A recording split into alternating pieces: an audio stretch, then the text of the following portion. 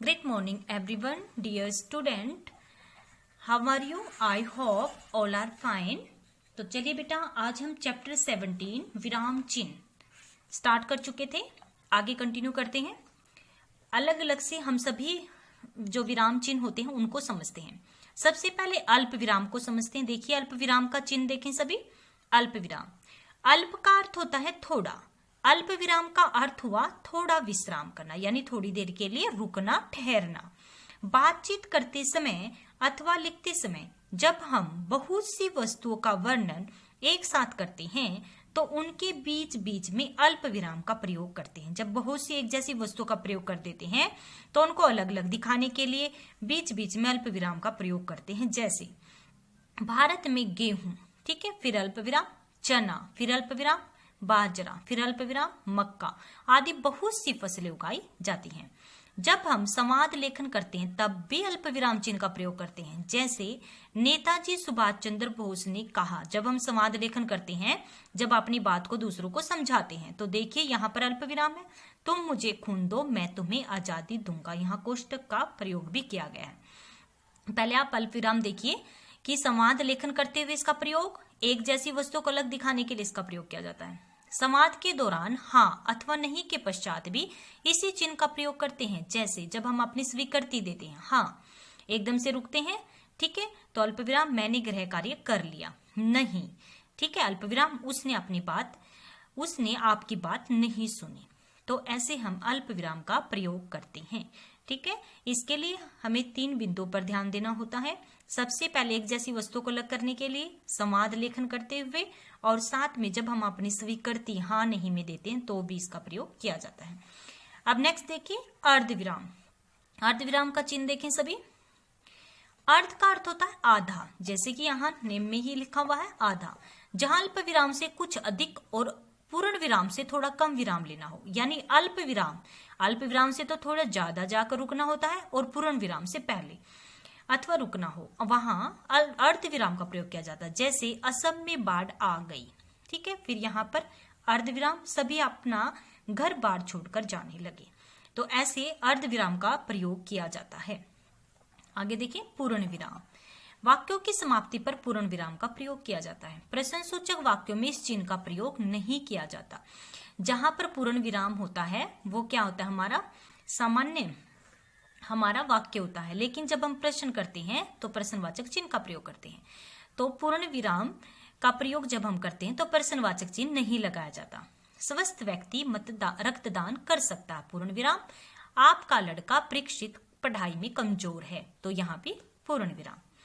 जब हमारा वाक्य समाप्त हो जाता तब इसका प्रयोग करते हैं। अपूर्ण विराम चिन्ह। अपूर्ण विराम चिन्ह देखें सभी, ये होते हैं 2 बिंदी। जहां वाक्य पूरा नहीं होता बल्कि किसी वस्तु अथवा विषय के बारे में बताया जाता है, वहां अपूर्ण विराम चिन्ह का प्रयोग किया जाता है। जैसे कृष्ण के अनेक नाम हैं, ठीक है, मोहन है, गोपाल है, गिरिधर आदि। यानी किसी वस्तु अथवा विषय के बारे में जब बताया जाए कि कृष्ण के अनेक नाम हैं तो अपूर्ण विराम का प्रयोग कर देते हैं कि अभी वाक्य अपूर्ण है, मोहन है, गोपाल है, गिरिधर आदि।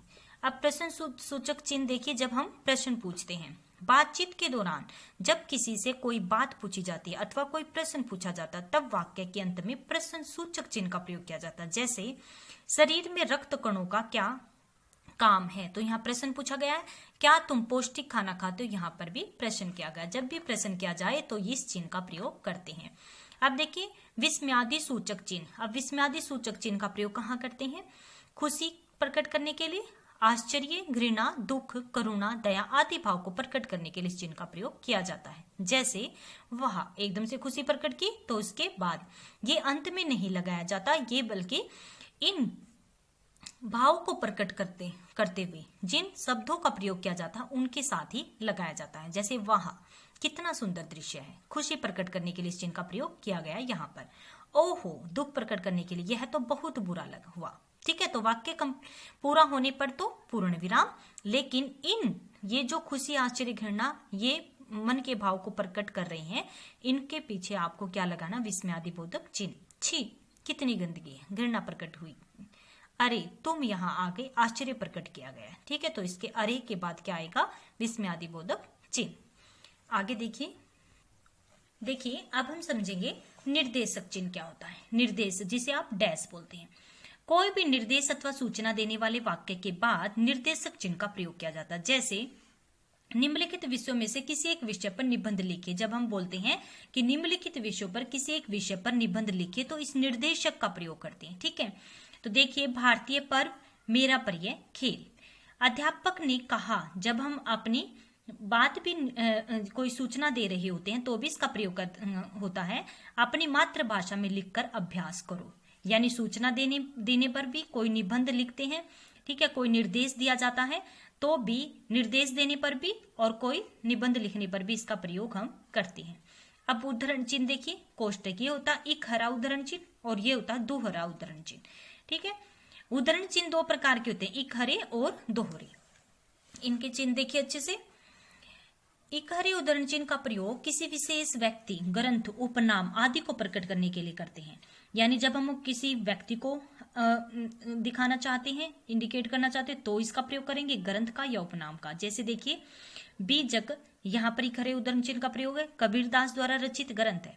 सूर्यकांत त्रिपाठी निराला, अब इसका उपनाम दिखाया गया है तो इसको क्या, एक हरा उदाहरण चिन्ह, प्रसिद्ध कवि हैं।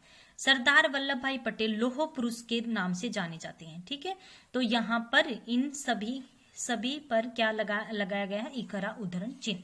किसी के कथन या वाक्य को उसी रूप में प्रस्तुत करते समय दोहरे उदाहरण चिन्ह का प्रयोग किया जाता है। अर्थात जब किसी के द्वारा कही हुई बात को उसी रूप में लिखा जाता है तब दोहरे उदाहरण चिन्ह का प्रयोग किया जाता है। जैसे बाल गंगाधर तिलक ने कहा, यानी जो बात किसी महापुरुष द्वारा कह दी गई है और उसी को उसी के कथनों में लिखना, उसी के द्वारा कही बात में लिखना ही क्या, किस चीज का प्रयोग किया जाता है, दोहरे उदाहरण चिन्ह का।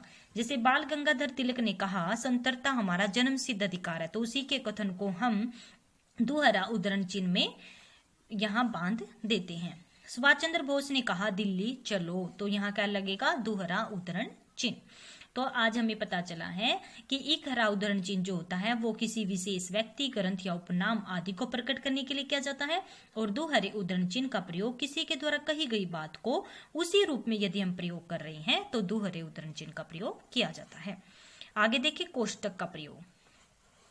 कोष्टक के ये चिन्ह होते हैं, वाक्य के बीच में आए शब्दों अथवा पदों का अर्थ स्पष्ट करने के लिए इसका प्रयोग किया जाता है। जैसे लता मंगेशकर भारत की कोकिला, और कोकिला को फिर बताया गया है ऐसे कोष्टक का प्रयोग करके मीठा गाने वाली है। ठीक है, सब कुछ जानते हुए भी तुम मूक यानी मौन और चुप क्यों हो। ठीक है, जब आपको वाक्य के बीच में आए शब्दों और पदों का अच्छे से अर्थ स्पष्ट करना है तो ऐसे कोष्टकों में हम उनका अर्थ लिख देते हैं। अब योजक चिन्ह देखें। योजक चिन्ह निर्देशक से छोटा होता है। दो शब्दों में परस्पर संबंध प्रकट करने के लिए तथा उन्हें जोड़कर लिखने के लिए भी योजक चिन्ह का प्रयोग करते हैं। जिसे विभाजक भी कहा जाता है, यानी जोड़कर रखने के लिए, लिखने के लिए इनका प्रयोग करते हैं। जैसे नलिन दिन रात परिश्रम करने लगा, विभाजक होता है, इन्हें अलग अलग भी कर देते हैं। ठीक है, जैसे दिन और रात। ठीक है, दिन और रात एक दूसरे को क्या कर रहे हैं, जोड़ कर रख रहे हैं। सदा माता पिता का आदर करो, माता और पिता के बीच में ये चिन्ह लगाया जाता है। और दिन रात सुख दुख, ठीक है, भाई बहन, तो इनके बीच में क्या लगता है, योजक चिन्ह। अब लाघव चिन्ह के विषय में समझिए। किसी बड़े अथवा प्रसिद्ध शब्द को संक्षेप में लिखने के लिए उस शब्द का पहला अक्षर लिखकर उसके आगे शून्य लगा देते, यानी शून्य के जैसा होता है लाघव चिन्ह, वह शून्य ही लाघव चिन्ह कहलाता। जैसे डॉक्टर, ठीक है, डॉक्टर को ऐसे करेंगे हम संक्षिप्त रूप में, यानी छोटे रूप में लिखेंगे। पंडित को ऐसे, ईस्वी को ऐसे लिखते हैं, प्रोफेसर को ऐसे, संवत्सर को ऐसे लिखा जाता है। ठीक है, जब भी हम किसी शब्द को संक्षेप यानी छोटे रूप में लिखते हैं तो इस शून्य लाघव चिन्ह का प्रयोग किया जाता है। तो आगे हम कंप्लीट चैप्टर को दोहराते हैं एक बार। देखिए इस चैप्टर में हमने क्या क्या पढ़ा। विराम चिन्ह का अर्थ है रुकने का चिन्ह। भाषा में स्पष्टता, शुद्धता तथा सौंदर्य लाने के लिए विराम चिन्हों का प्रयोग किया जाता है। हिंदी भाषा में निम्नलिखित विराम चिन्हों का प्रयोग किया जाता है। हमने अल्प विराम पढ़ा, अर्ध विराम, पूर्ण विराम, अपूर्ण विराम, प्रश्न सूचक चिन्ह, विस्मयादि सूचक चिन्ह, निर्देशक चिन्ह, उद्धरण चिन्ह, कोष्टक, योजक और लाघव चिन्ह के इन शब्दों का इन विराम चिन्हों का प्रयोग हिंदी भाषा में किया जाता है। विस्मयादि सूचक चिन्ह का प्रयोग खुशी, आश्चर्य, घृणा, दुख, करुणा आदि भाव को प्रकट करने के लिए किया जाता है। एक हरे उद्धरण चिन्ह का प्रयोग किसी विशेष व्यक्ति, ग्रंथ तथा उपनाम आदि को प्रकट करने के लिए किया जाता है। दोहरे उद्धरण चिन्ह का प्रयोग किसी कथन या वाक्य को उसी रूप में प्रकट करते समय किया जाता है। और लाघव चिन्ह का प्रयोग किसी बड़े तथा प्रसिद्ध शब्द को संक्षिप्त रूप में लिखने के लिए किया जाता है। लाघव चिन्ह क्या होता है? शून्य जैसा। ठीक है, तो आपको अच्छे से चैप्टर समझ आ गया होगा। विराम चिन्ह किस प्रकार से हम इनका प्रयोग करते हैं। आप इन विराम चिन्हों का रफ नोटबुक में विराम चिन्हों की प्रैक्टिस करें, अच्छे से 2 टाइम चैप्टर को रीड करें। धन्यवाद।